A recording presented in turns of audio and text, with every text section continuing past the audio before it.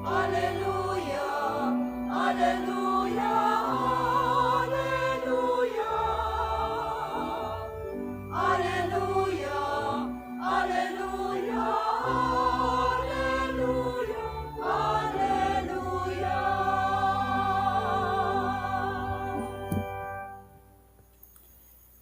Sumainyo ang Panginoon. At sumayo rin.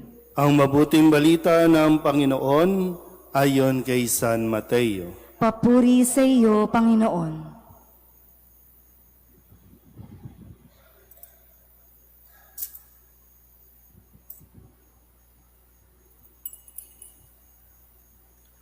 Noong panahong iyon, dumating si Jesus sa lupain ng Cesarea ng Filipos.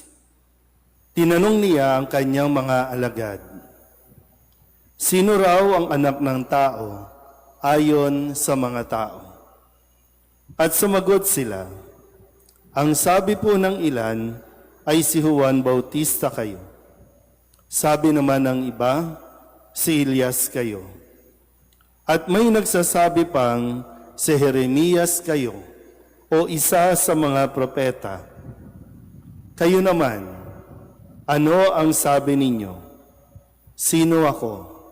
Tanong niya sa kanila. Sumagot si Simon Pedro, "Kayo po ang Kristo, ang anak ng Diyos na buhay." Sinabi sa kanya ni Jesus, "Mapalad ka, Simon na anak ni Jonas, sapagkat ang katotohanan ito'y hindi inihayag sa iyo ng sino mang tao, kundi ng aking amang nasa langit.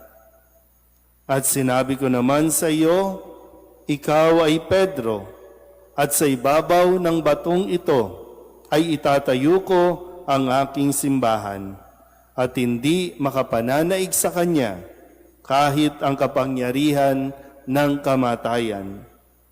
Ibibigay ko sa iyo ang mga susi ng kaharian ng langit. Ang ipagbawal mo sa lupa ay ipagbabawal sa langit. At ang ipahintulot mo sa lupa ay ipahihintulot sa langit." Ang mabuting balita ng Panginoon. Pinupuri ka namin, Panginoong Heso Kristo. Isang magandang gabi po sa inyong lahat. Magandang gabi rin po. Ngayon po ay ating ipinagdiriwang ang dakilang kapistahan o solemnity. Ibig sabihin, mataas na antas ng pagdiriwang para bigyan ng parangal ang dalawang apostol, no? Si San Pedro at si Apostol San Pablo. Bagamat magkaiba ng kanila pong background, magkaiba ng pinanggalingan, pero sila ay itinuturing na mga haligi ng ating simbahan. Haligi po, no? Hindi sila yung pundasyon. Kasi ang haligi o ang mga haliging ito, ang kanilang pundasyon ay ang pananampalataya na ipinagkaloob ng ating Panginoong Heso Kristo. Kaya maganda po na tayo ay mapaalalahanan ng pagdiriwang na ito kung paano dapat natin tinatanggap at kinikilala ang namumuno sa ating simbahan. Bakit ko nabanggit na sila ay mga haligi ng ating pananampalataya? Dahil sa kanilang mga karanasan. Sa unang pagbasa ay naranasan ni San Pedro ang pagpapahirap bago pa sa tuluyang ipinapatay o hinatulan ng kamatayan. Siya muna ay makailang beses ding pinarusahan, ibinilanggo. Pero sa tuwing siya ay tatawagin ng Panginoon, tumatalima pa rin siya at nagpapahayag pa rin ng mabuting balita. Nangyari ito bago o pagkatapos na siya ay kilalanin ng ating Panginoong Heso Kristo at tawaging bato o sabihin natin ng itatag ni Kristo ang simbahan siya ay pinagkalooban ng susi. Kaya nga mabigat po no, yung responsibilidad na ipinagkaloob kay Pedro. So kung titingnan po natin, bagamat siya ay pinili na ni Kristo na maging na mangunguna at mamumuno sa simbahang kanyang tinatag, hindi naging exempted si Pedro sa mga pagpapahirap ng mga ayaw kumilala kay Kristo. Naintindihan po? Sa ikalawang pagbasa naman, narinig natin ang huling yugto o pamamaalam ni San Pablo. Si San Pablo ay tinawag ng Panginoong Hesukristo matapos ang kanyang muling pagkabuhay. Si San Pablo na dating taga-usig, dating mamamatay Kristiyano, pero tinawag pa rin ng Panginoong Hesukristo para magpahayag ng mabuting balita sa mga hintil. Ito ang kanyang naging misyon. So, kahit na siya ay tinawag na ng Panginoon, hindi rin siya naging exempted sa mga pagpapahirap o pagpapabilanggo ng mga ayaw kumilala. Nakukuha niyo po ba? Yan. Kaya nga mahalaga yung tanong din ni Kristo sa Ebanghelyo, sino ako para sa inyo? Hindi na yung sinabi ng katikista, hindi na yung narinig nyo mula sa pare, kundi ikaw, personal, sino ako para sa iyo? Ano ang pwede mong maisagot? Kasi kadalasan, ang sinasabi natin ay si Kristo ang mapagbigay. Si Kristo, kapag nagdasal ka, ibibigay niya. Kaya kapag may mga pagsubok, napakadali nating ibato sa Diyos, bakit mo kami pinahihirapan? Bakit mo kami pinababayaan? Ganun ba ang pagkilala natin kay Kristo? Iniisip mo ba na dahil nagsisimba ka lagi, hindi ka na magkakasakit? Iniisip mo ba na dahil naglilingkod ka sa simbahan, hindi ka mababawon sa utang?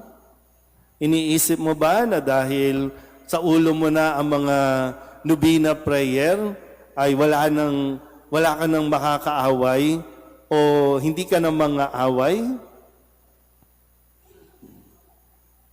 Kaya yung tanong, sino ako para sa iyo?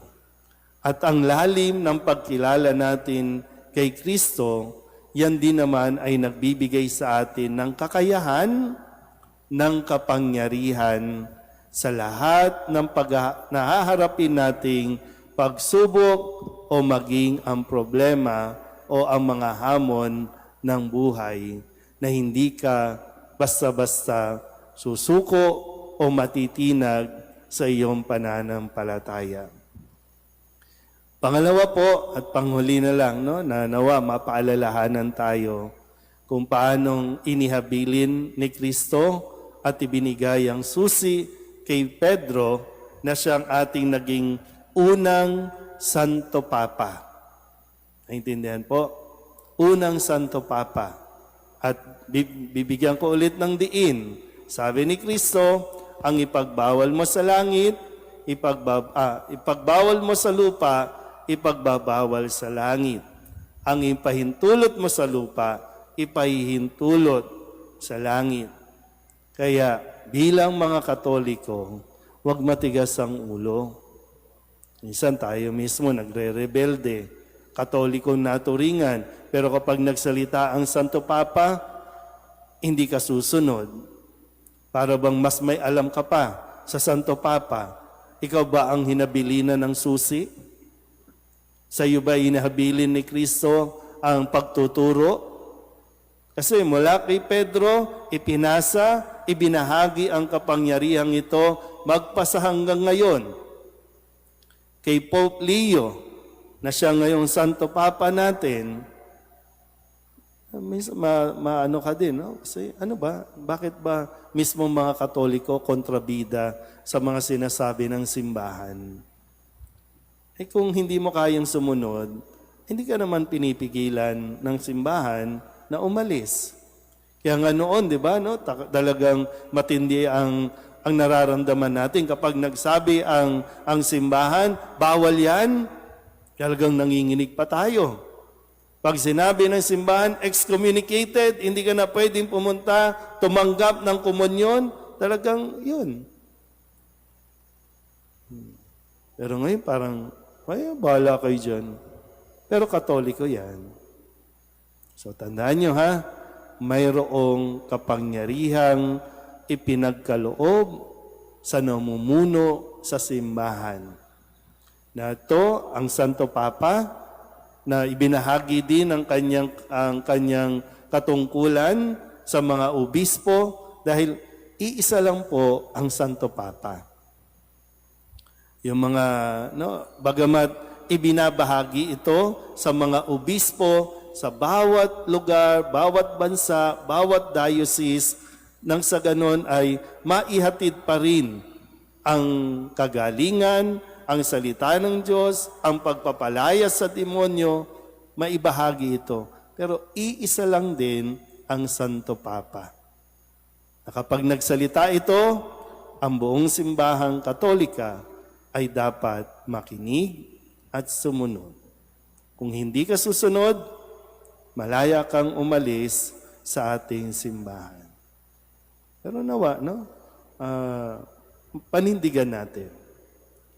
May mga panahon na tayo ay nagdududa, kaya lalo tigit, kailangan natin kumapit sa ating pananampalataya kay Kristo.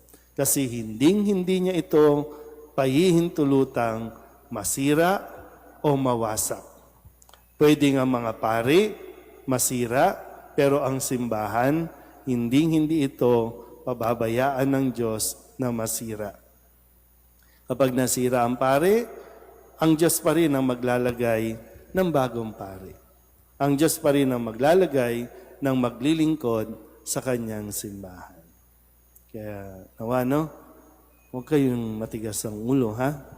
Pag sinabi ng simbahan, sumunod.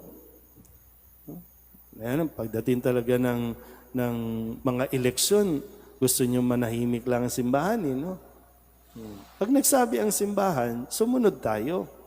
Kasi guided by the Holy Spirit, naniniwala tayo doon para mas maayos ang direksyon ng ating bayan. Amen?